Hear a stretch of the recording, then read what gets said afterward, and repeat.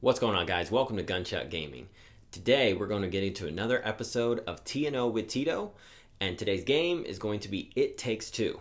So let's get into it. So It Takes Two is a puzzle platformer brought to you by Hazelight Studios, which is a part of the umbrella of the EA Originals, from the mind of Joseph Fares. Now, many of you know him from probably his time speaking at the Game Awards during this incident. Okay, can you swear here? You can swear. Okay. Fuck the Oscars, you know? Fuck the Oscars! Fuck you! I'll tell you! This is bullshit! Look, here's... And honestly, that made people fall in love with him, and it's another reason why, I support him. He speaks his mind, that's for sure. And he also makes great video games. So before creating It Takes Two, he created Brothers, which was a game that was played, you played two different characters, each controlled with each thumbstick on your controller. That was just a single player game, but you played two characters, utilizing each thumbstick for each person. Then he created A Way Out, which that was an exclusively co-op game. Once again, it was just done in a way that no matter how you played it, it was co-op and it was split screen. And that was cool because it was one of the first times it was done, as well as it was the first introduction of the friend code, which I'll get into more into that in a second. And now we are given It Takes Two, which again is a game that must be played with a second player. It's exclusively co-op. It can either be couch co-op or it can play it online. But whichever way you play it, it's always going to be split screen. So you always see the other character on your screen and what your partner is doing, as well as the cameras will switch here and there based on kind of the narrative of what he's kind of wanting to say. So first of all, the narrative of this game is about a husband and wife. Those are the characters that you play. And I will say, for this T&O with Tito, I'm not going to be like spoiler free. I'm not going to be giving away anything. I don't think the story is anything to write home about, like anything crazy. But even for any of the footage I'm going to show, I didn't want to really show a lot of stuff that I got into in the game because I think it's going to be more exciting for you to discover it yourself. I think already the trailers kind of give away a little too much of some of the things that you're going to find and some of the crazy environments you're going to get yourself into. So for this video, I'm going to stick to just strictly showing what they've already shown in the trailer, so it's nothing extra that you haven't seen already. But as I was saying, for the story, they've kind of showed it before in the trailer. Once again, husband and wife going through a divorce, they get turned into dolls, so now they need to work together to get back to their bodies, and that's kind of the basics of it. Obviously, it gives you a kind of Honey, I Shrunk the Kids vibe from a lot of the levels, and man, the levels are gorgeous, like beautiful. I mean, I'm playing on the Xbox Series X and it looks stunning. And, the level design, not only from the way it looks, but even the design of them, everything just feels great. And one thing I was pleasantly surprised about was the movement of the game. The way that you move your character, for the platforming parts where you got to be really in sync and really precise on what you need to do, it all works very well. And one thing that this game does, better than, I wouldn't say better than, but on par with Nintendo, like Mario level, status of level design, is the way they introduce new mechanics. So a lot of this game, once again, is working together, right? You're a husband and wife working on your relationship. So you got to work together throughout the levels.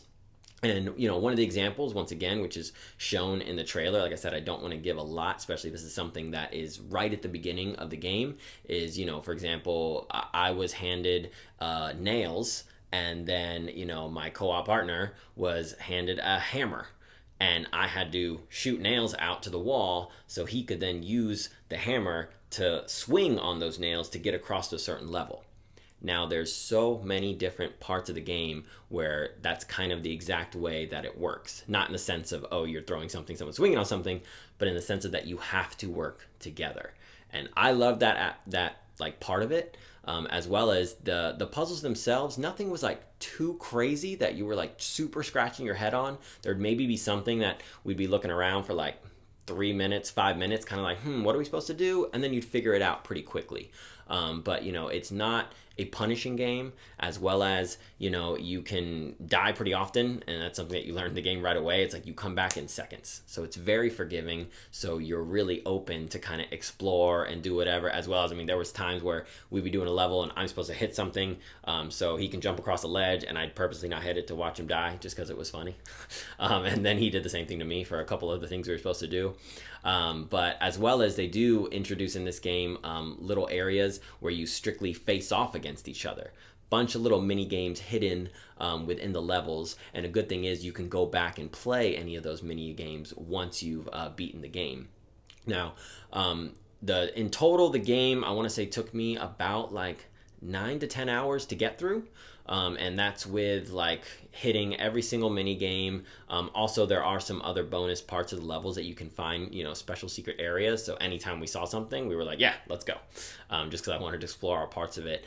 But, you know, all in all, it's such a fun experience and a good change of pace compared to like nothing but like shooting games, right? Like I love getting variety of games, and this was just a great palate cleanser. And it was something that, while I have seen people talk about like, oh, the story's a little more dark than I thought it would be, like, yeah, it's a mom and dad going through a divorce and the daughter's super sad, right? Once again, the very beginning of the game, and even some stuff in the trailer, you see she cries on the dolls, and then the dolls, you know, become her parents.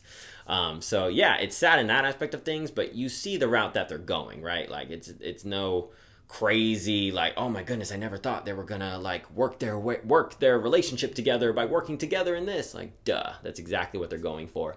Like I said, the story isn't anything like groundbreaking, but the gameplay is amazing. You know, this is currently my game of the year. You know, I can't hype that up enough. Like, I have not played a better game this year so far. And I guarantee you'll think the same thing if you get to play it, because it is so much fun, and we just don't get enough co-op stuff nowadays, right? You know, Joseph Fares is solely keeping this genre alive, because sadly I feel like it's going away more and more. You know, times we get game releases that come out and they don't have any type of co-op experience even, you know, possible. So this not only allows co-op through online, but also couch co-op. And even when you're playing online, the fact that it is split screen and you get to see your friend there, you know, what they're doing, it feels like you're playing couch co-op. It really brings you back to those days of sitting on the couch with your boy and just going through a game together. And I had a blast. I mean, I can tell you how many times we laughed over certain things that were happening in the game. Not like from the game being funny, but from like us messing up something or like accidentally killing each other trying to do one of the tasks. It's so much fun, and I can't encourage you enough to go buy this game, support this studio.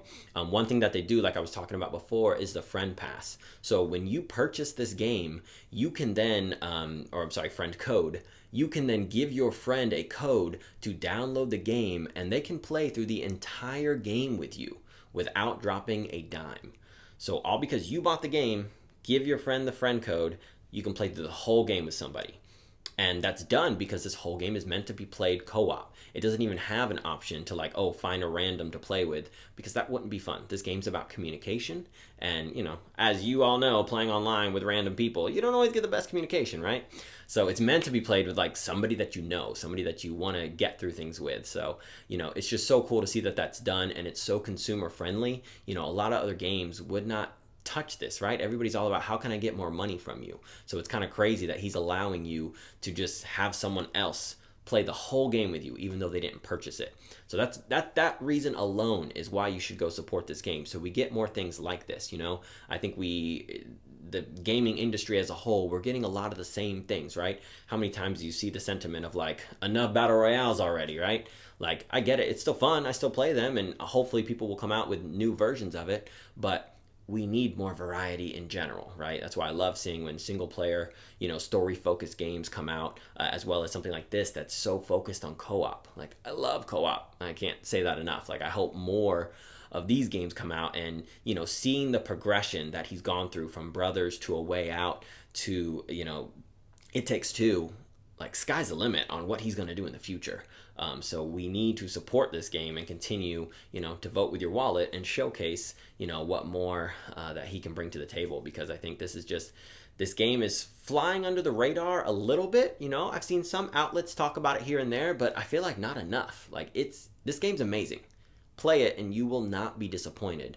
You know, as I say most of the time when I challenge you guys, that if you are disappointed, let me know down below, right? Tell me why you didn't like it. I would be very interested to hear why you did not like this game, because I loved it. You know, I can give my only critique about this game will be, you know, the Book of Love, the guy that you deal with who is helping mend your relationship. He can be a little much sometimes, just a little too much, right? I would have minded him just a little bit less. Like, I get what they're doing with him. He's supposed to be kind of funny. He's super in your face. You know, his accent is very strong, but sometimes it's just a little much, where I would have liked a little more snippets of him. If he came in, kind of told you something real quick about your next mission, and then was out of there. But honestly, that's like my biggest critique about the game, because I just, once again, the level design, it's the most like Nintendo quality game that's not made from Nintendo. And that's very rare. I can't think of like really any other games that have hit that level and not been a Nintendo first party game. Like, that's the status of this game, and that's why you need to play it. You know, granted, if you don't like if you didn't like something like Super Mario Odyssey or some of the newer Nintendo franchises, then yeah, this game isn't going to be for you. But, you know, if you enjoy that style of game, it's amazing. So, you know, I beat through the whole thing with one of my friends online, and we never had any major issues. The one time that anything was like messed up was we were in an area collecting these green like shards or coins or something, and my buddy was like, "There's a green coin right there," and I'm like, "Dude, I don't see it." And he's like, "Dude, are you blind?" And I'm like, "I don't see it." And he's like, "Dude, it's right there." So for some reason on our screens, his showcased it, but mine didn't. And that was literally the only time that anything wasn't 100% synced with playing the game online together. I am curious to run through it now with my wife, because I'm always searching for games that she'll want to play with me. Although I will say, this game definitely, when it came to some of the boss battles, it did get a little more intense than I expected it to be. You know, we were kind of dying here and there. Granted, during those time frames when you do die, you just have to mash Y real quick before you get back into the game. And as long as your partner doesn't die before you get back in there, then it doesn't reset. But everything else was pretty forgiving, but some of those boss battles got a little intense, and I was like, oh man, I don't know if she'd be able to play this with me, because if not, I'd have to carry her through most of it. But we'll see. Hopefully I'll be able to get through that later. But, you know, I just, once again, support this game so we can get more co-op games in the future, because it's going to be a good time, you know, and I think everybody needs something that can just make you laugh, something that's a little lighthearted, and something a little more colorful, right, in 2021. But those are just my thoughts and opinions, obviously. But let me know what you think down below. Do me a favor, if you haven't already, please like the video, subscribe to the channel so I can continue to bring you more content, and have a great day.